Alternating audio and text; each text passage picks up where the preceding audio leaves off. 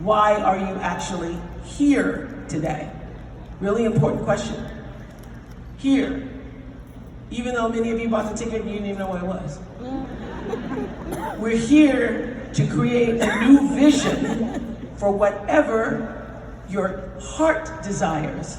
Not your head, but what does your heart desire?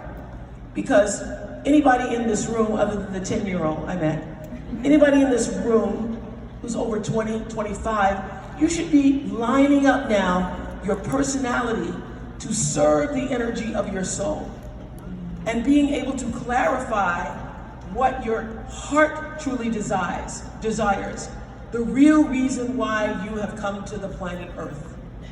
So there's one thing that was the engine behind all of my success, I do believe, even when I didn't understand the principle, I had it in mind but could not articulate it. And that fuel and that engine that keeps it going is intention. Because what I know for sure is that you do not get in like what you want. If you're sitting around still wanting stuff, you're not gonna get it. Mm-hmm. You get what you actually intend to have. I want to be as full and as present with the love that I give them. Present, so, yes. That's what we've been talking about. What do you want to make sure that they get that you didn't get? And it's so interesting when you have children, I've seen this from a lot of people, who you didn't get what you needed. You just didn't get what you needed because of what The Rock just said. Your parents didn't have the capacity to give it to you. And now that you're older, you have to learn to give that to yourself and to be able to give that to your children in a way that you don't carry on what was done to you. So what is it you want your daughters to know about the way you love them? I want my daughters to know that I love them unconditionally, truly unconditionally, without condition. And I have a daughter who's 18 years old, her name is Simone, Jasmine, who just turned 4, maybe Tiana, thank you, who is getting ready to turn 2. And I am, as I told my 18-year-old daughter Simone, I said, I love you. I'm gonna tell you I love you every day. I'm gonna text you I love you. So you're one of those say the words out loud.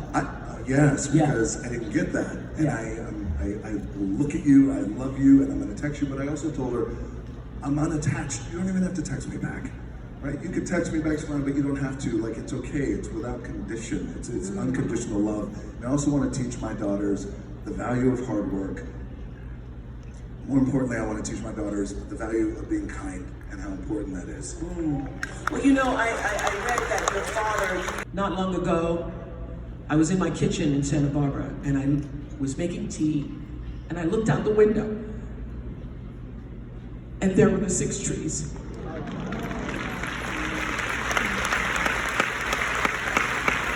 So I set the vision years ago, Baltimore, years ago. I was in like 78, 79, 80, I was in Baltimore, I left Baltimore in 83. So I set the vision around then for the 6 trees. I walked outside with the tea, and I want to show you all my front yard.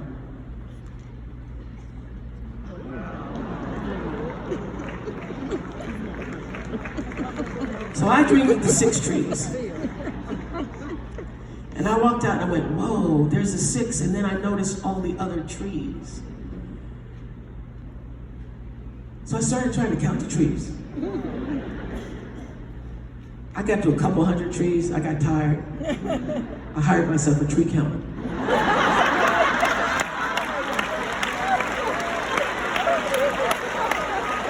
Because there are people who will count your trees. At the time, there were 3,741 trees in my front yard. I could dream of 6. God had a bigger dream for me. It's hard to be seen for who you are, the person you are, the kindness you really have to offer, what you have to give when people only see you as a bank. Very hard. But I forgave that, and my life opened up in ways I cannot even explain. I didn't even know I needed to forgive it so deeply. And now, I celebrate the fact that I had a mother who didn't give me all that I needed. Because my ability to offer to other people comes from what I actually needed. So I can give what I needed to have to other people. I wanted to say something about why this relationship couldn't be better. I wanted to say, why do you just now see me as a bank? Why can't you see me? I will tell you that I believe that everybody in this room who came out and paid for a ticket today, you know me better than my mother did. She never really knew me because she never really wanted me. And that was the realization I had as she was dying. And I said to my half-sister, Pat, who had come to us in 2010, my mother had her, and none of us knew that she'd given up a child for adoption because I'd been sent away to live with my father, so I didn't even know that she was pregnant. And so my sister Pat comes back into our lives in 2010, and my mother denies that she had her until she had a DNA test with one of my nieces and proved that yes, my mother was her mother. So at the end, my sister Pat was the one who she'd given up for adoption and didn't want to claim when she came back. My sister Pat was the one who was taking care of her. My sister Pat called me and she said, you better get here quick, because she just hugged me.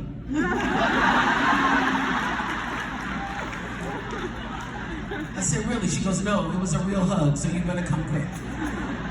She said, it was such a hug that the nurse caretaker said, I'm praying for your family. So, this was around the time that Michelle Obama was doing her tour, and I had agreed to open the tour in Chicago.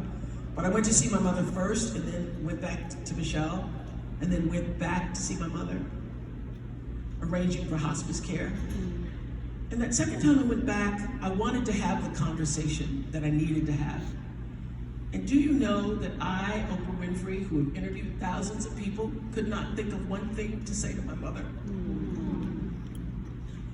That I, Oprah Winfrey, was reading the hospice care manual, where it says, talk about things that were important to you. Talk about things that your loved one taught you. Talk about memories that you shared. I could not think of one. So I left, knowing that that was going to be the last time I saw her. And all I could say was, I'll be seeing you. I had a speaking engagement in Boston.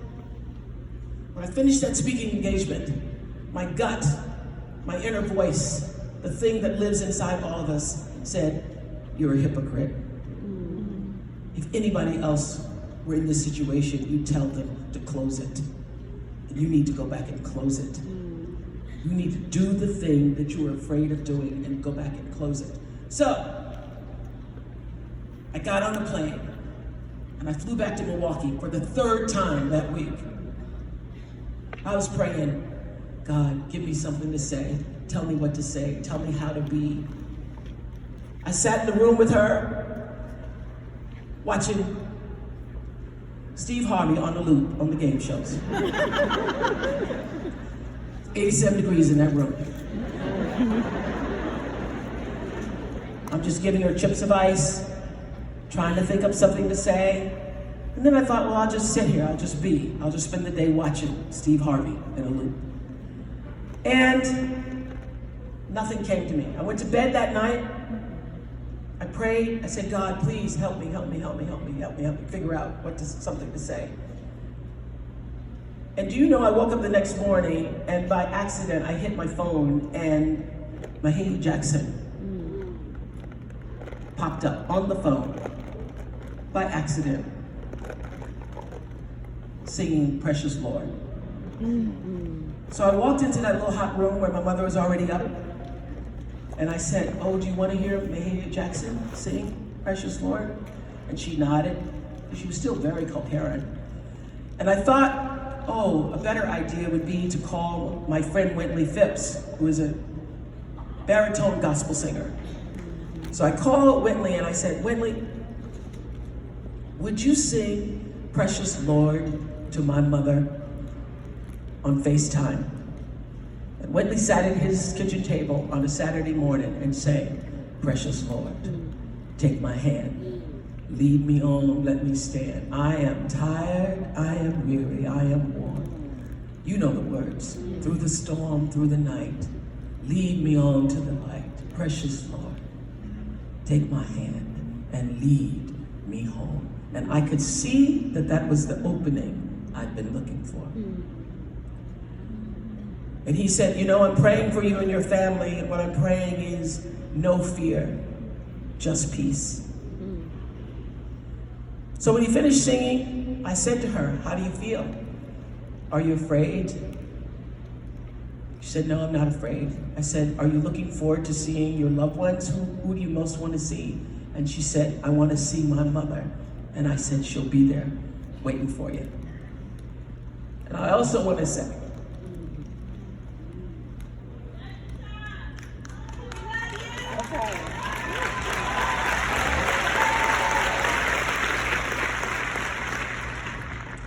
many a day, I didn't think you were the mother that I wanted you to be. But I know now you were the mother that you could be. Many a day, I wish that you had loved me the way I wanted to be loved. I know now that you couldn't. And so what I want to say to you is, when you were 17 and pregnant in Mississippi, with no education and no job skills, and everybody said, you need to get rid of that baby. You need to have an abortion. You need to give that baby up for an adoption. You didn't give me away. You kept that baby. And here we are. And I want to thank you for keeping that baby. And my sister came into the room, Pat, and she says, and I want you to know that even though you gave me away, I'm now here. And we are standing here with you as your daughters. We are standing here with you and for you as your daughters.